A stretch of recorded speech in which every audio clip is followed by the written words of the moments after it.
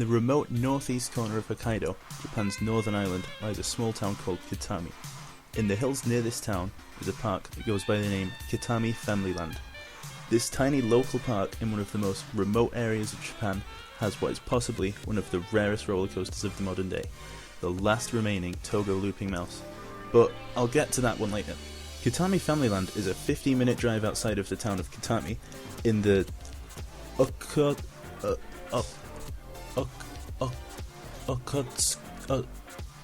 Okhotsk region of Japan. It is possibly one of the most remote and awkward to get to amusement parks in all of Japan. Because of how difficult to get to it is, I had to recreate the park in No Limits 2 instead of being able to take someone else's off-ride footage from YouTube.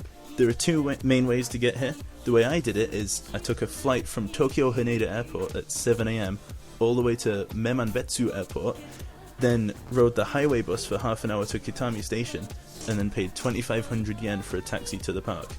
The other option, which I did in reverse after my day at the park, is to spend 5 hours on the really slow trains from Sapporo to Kitami, and then get that same taxi up to the park. If you try and find directions to this park on Google Maps, it'll tell you to drive or walk, because there is no public transport here at all. I wouldn't recommend the walk, it's about an hour and 40 minutes, all uphill. Once you arrive here, you'll notice it's pretty small. I've seen car parks bigger than this place. There's a grand total of 7 buildings, and they have 2 coasters and 11 other rides, and that number includes a slide. I visited on a Friday, shortly before the school summer break started. There were probably 20 or 30 people there, but it really didn't feel empty at all. There was still some atmosphere, and the whole place just had a really nice vibe. The scenery around the park is amazing. It's nestled in the hills, so you're just surrounded by trees and hills on all sides. I didn't see any food options anywhere, but they had plenty of vending machines for drinks, just as everywhere else in Japan does. The park has a collection of a few pretty standard flat rides, including a teacups ride, a sky cycle and a mini go-kart track, which are both really common in Japan, a carousel, and something that looks like a smaller version of Blackpool Pleasure Beach's flying machines. They also have a slide off the side of a hill that looks like it'll kill you. Other than these rides and attractions, there is, of course, the main event, Crazy Mouse, the world's last remaining Togo looping mouse.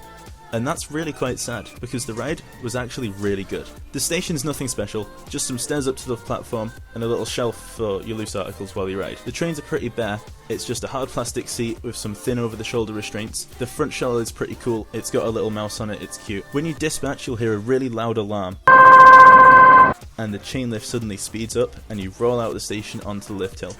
You get a pretty good view on the way up, and at the top you go into a 180-degree turn before the first drop. You get thrown out of your seat a surprising amount on this drop, as you plummet straight into the loop. The loop entry starts really drawn out, but suddenly jolts you into it at the last second, providing a huge spike of vertical Gs. RCDB claims that the ride pulls 5.1 G. My No Limits recreation says it's about 4 G on the entry. That sounds more accurate to how it feels on the ride. After the loop, you rise up into a 90-degree turn, followed by a small dip, then you have 4 really sharp turns in a row. The lateral forces aren't super strong, but the transitions into them are really jolty. Personally, I'm not a fan of sections like these on Wild Mice, but it wasn't terrible. Following this, you drop down to ground level and go through 2 big swooping turns, with the big cat head in the middle of them. After a couple more turns, the finale of the ride is a small drop into 2 really sharp bunny hills with shockingly strong ejector, before one last turn into the brakes. Overall, Crazy Mouse was a lot better than I expected it to be. I'm a huge fan of janky coasters like this, so I absolutely loved that aspect of it. But speaking more objectively, the ride was also really good. I'd rate it about 7 out of 10. I rank it at my number 42 out of 123 coasters. The park itself was also really nice. I enjoyed my short visit there, I just didn't enjoy the amount of travel that was involved in it. Thank you for watching this video. Let me know your thoughts on Kitami Family Land and Crazy Mouse in the comments, and don't forget to subscribe.